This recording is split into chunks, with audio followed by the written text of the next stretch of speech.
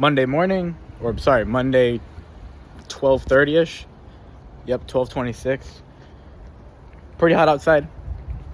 Having a good day, getting shit done. More stress is happening, but at least situations are unfolding, and therefore I can act more. Awesome. But let's talk about it. So, basically a perfect morning routine. I walked out here. I woke up at 7. And I actually hopped out of bed. I was super energetic today, super focused this morning, which is awesome. I did my routine well. I walked. I did some push-ups and some sit-ups. Like when I have nothing, like when I don't go to the gym because my sister takes the car.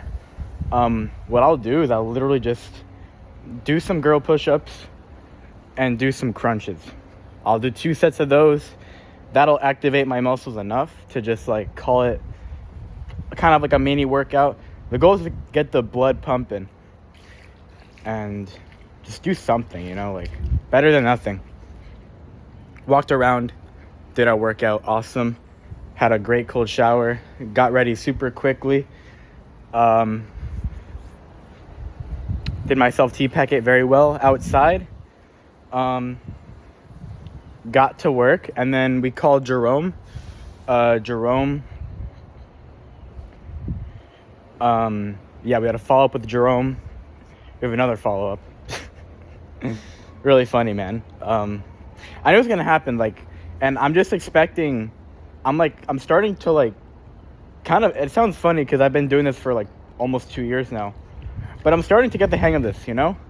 I'm really starting to get the hang of this. I'm starting to predict situations reliably without being caught off guard, and that just helps me that really just helps me get in the right headspace for it, and then also respond better, and yeah, Jerome's actually a smart guy. For example, when I was just telling him about one call closing on the first call we had, Jerome knows about judging and projection. He's actually a smart guy. And he's pretty truthful, honestly. He's not being weird. He's a good prospect, whatever. I don't really care too much about him until he becomes a client. But yeah, we had a follow-up. Basically the situation, I'm pretty sure he didn't have funds still. And he actually was going to speak. He has apparently he has a God marketer or some shit like that. And they wanted to have a 3-way call. And so I'm like, cool. And by the way, he was telling me that he was going to talk to his website guy for logistics and all this bullshit. And I saw this coming a mile away because this shit happens all the fucking time, bro. Or not all the time, but it happens a lot of the time with interested prospects. They'll talk to their website guy or some bullshit, which he didn't tell me about before. So that's already a little bit of bullshit spotted that he wasn't being honest about. But yeah, he had to talk to him. So so what I did is I sent him a voice note. I'm like, look, man, your website guy has no incentive to actually give you that advice. What I think we should do is actually have a 3-way call so you guys can make the most rational decision. And I actually handled that situation very well.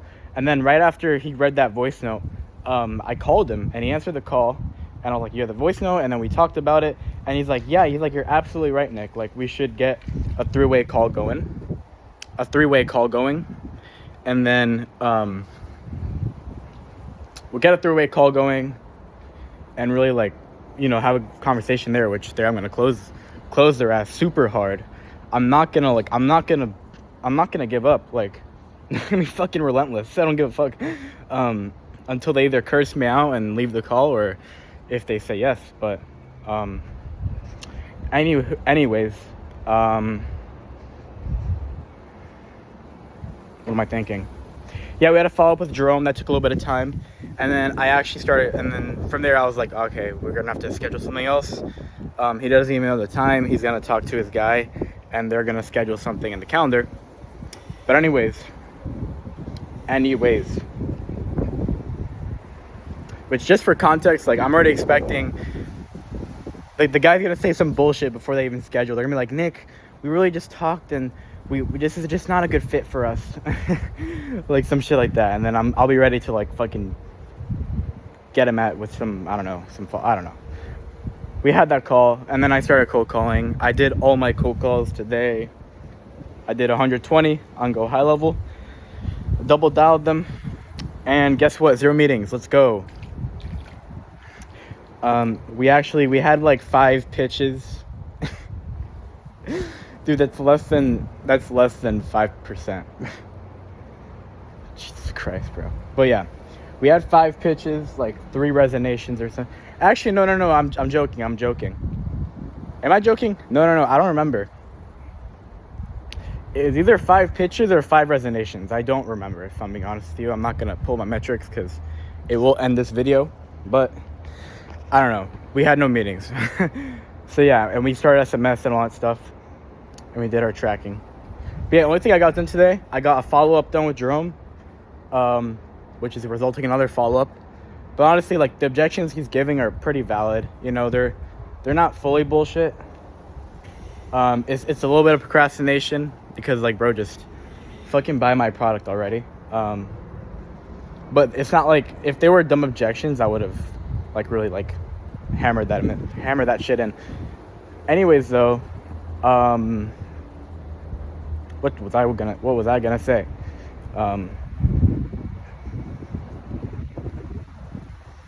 Sorry, I'm thinking. Yeah, the only thing I got done today was a follow-up with Jerome. I did 120 cold calls, and I also talked to my dropshipping guy. And we found out we're most likely getting scammed by the fulfillment guy. And I also learned that if I'm gonna keep working with this retard, because to be fair with you, the one thing this guy has going for him is that he knows how to make a store really well. He knows how to run the ads.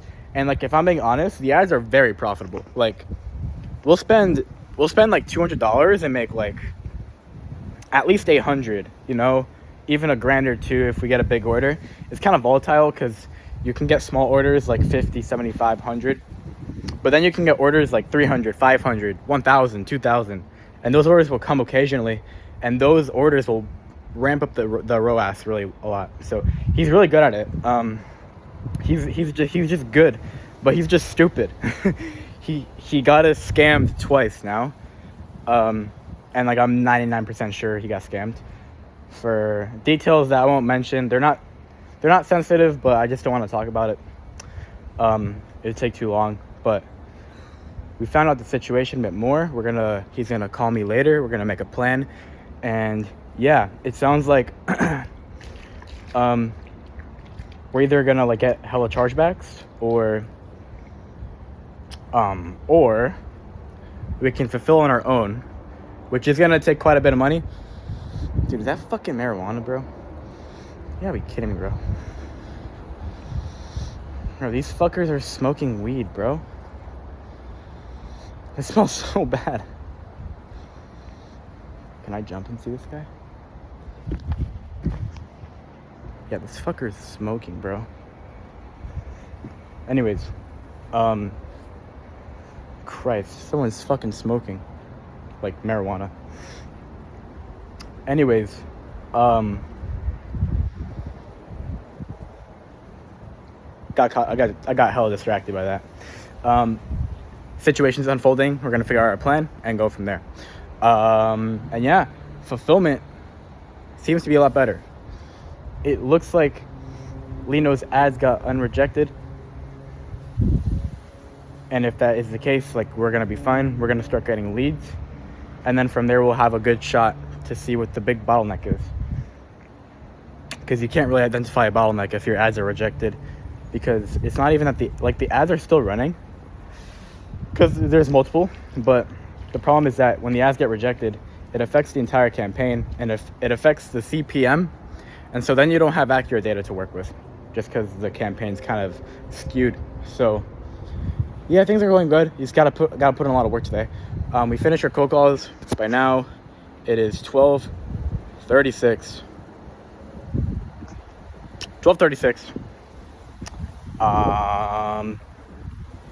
And yeah, we just gotta go through the trial by fire, put in a lot of work, get some work done.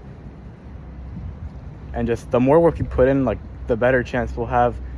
Obviously, hitting our goal, like, that's not rocket science, but the more work we put in, like, the more likely we can find the answers we need to make this happen, which is just hitting KPIs.